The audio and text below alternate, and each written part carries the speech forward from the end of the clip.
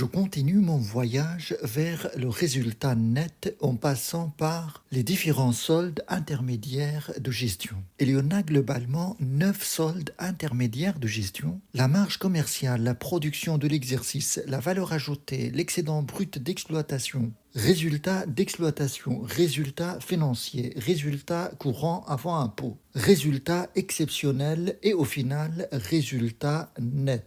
Alors, je vous ai déjà présenté les 2 premiers soldes intermédiaires de gestion, la marge commerciale et la production de l'exercice. Et aujourd'hui, je vais vous parler de la valeur ajoutée. Cette valeur ajoutée est très importante, aussi bien sur le plan de l'analyse financière que sur le plan économique. Car c'est grâce à cette valeur ajoutée qu'on peut mesurer la croissance économique des pays. Grâce à ce qu'on appelle le PIB, pour produit intérieur brut. Une croissance économique, ça représente une augmentation de richesse dans un pays. Et sur le plan de chaque entreprise, cette richesse est mesurée par la valeur ajoutée. La somme de toutes les valeurs ajoutées des entreprises dans un pays égalise ce qu'on appelle le produit intérieur brut. Je vous ai déjà présenté cette valeur ajoutée d'un point de vue économique. Aujourd'hui, je vais vous la présenter dans le cadre des soldes intermédiaires de gestion.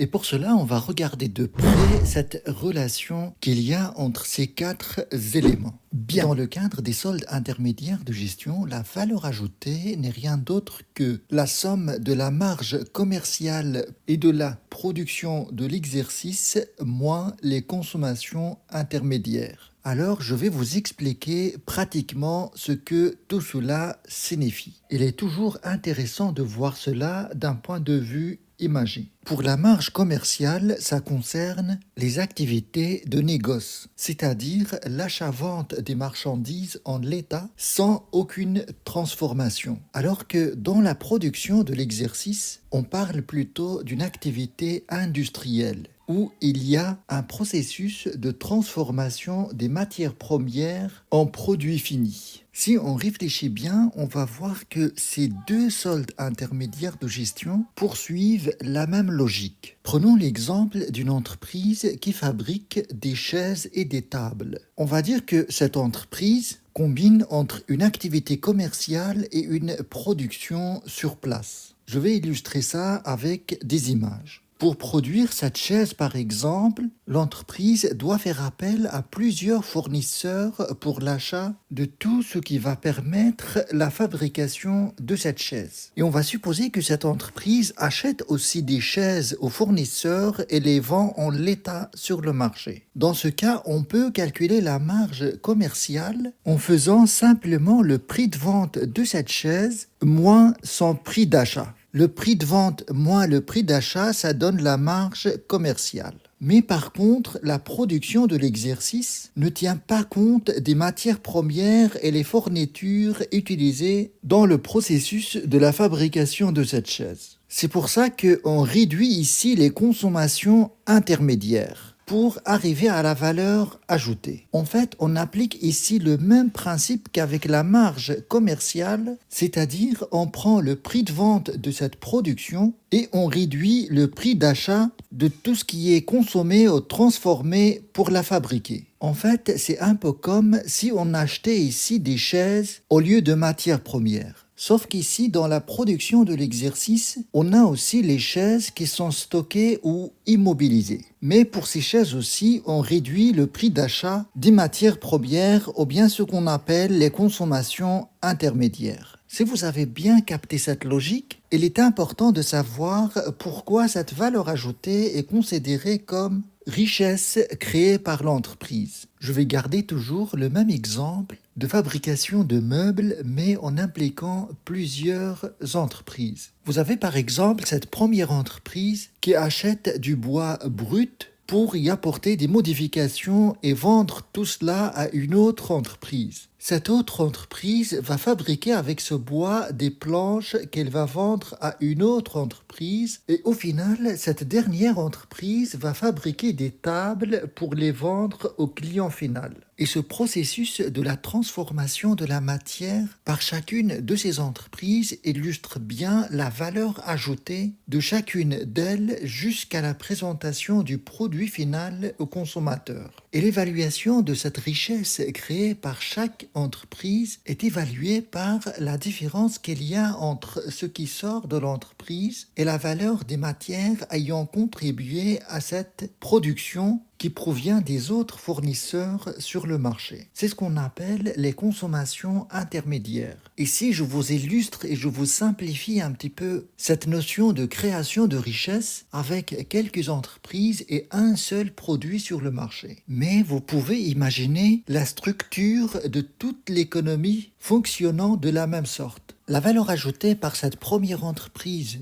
et la différence qu'il y a entre cette matière et ce bois brut à l'entrée. Pour cette entreprise, ce bois, ça constitue son produit final et cette matière première, c'est une consommation intermédiaire. Alors, ce produit final, pour cette entreprise, ça va constituer une consommation intermédiaire. Et cette planche que cette entreprise va fabriquer est un produit final pour elle. Et la différence de valeur qu'il y a entre cette production finale et ces consommations intermédiaires représente la valeur ajoutée de cette entreprise. La même chose pour cette dernière entreprise, cette planche-là, ça constitue pour elle une consommation intermédiaire. Et ce produit que cette entreprise va fabriquer, pour elle, c'est un produit final. Et la même chose, la différence de valeur qu'il y a entre ce produit final et cette planche, qui représente les consommations intermédiaires pour cette entreprise, constitue la valeur ajoutée de cette même entreprise.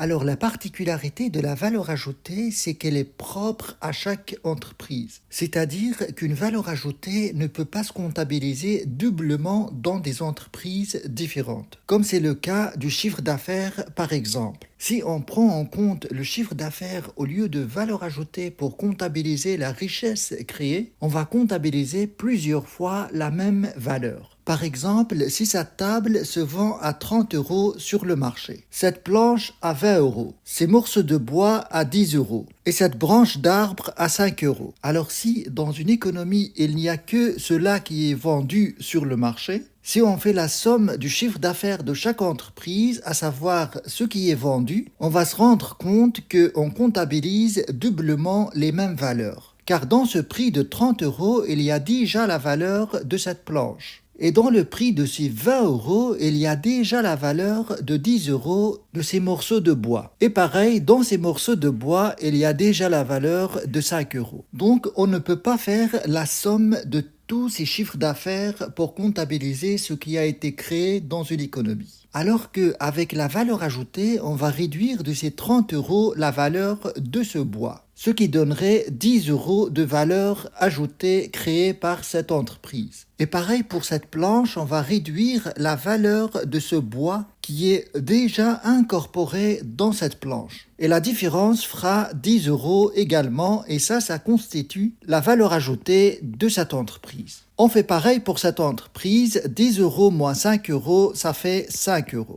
Et pareil pour l'agriculteur qui a vendu cet arbre, sa valeur ajoutée, c'est 5 €. Si on rassemble toutes ces valeurs ajoutées, on va arriver au final à la valeur de cette table de 30 €, ce qui constitue d'un point de vue économique la seule production destinée à une consommation finale. En fait, il faut voir la création de richesse dans une économie ou dans un pays composé de plusieurs entreprises, comme les interactions qu'il y a entre elles en échangeant des biens et services et des matières pour présenter au final des biens et services destinés à une consommation finale, qui peut être une consommation finale par les ménages, les consommateurs, ou une consommation finale par les entreprises dans le cadre de leurs investissements. Et si je zoome davantage sur sur l'activité d'une entreprise particulière, je vais me rendre compte que cette création de richesse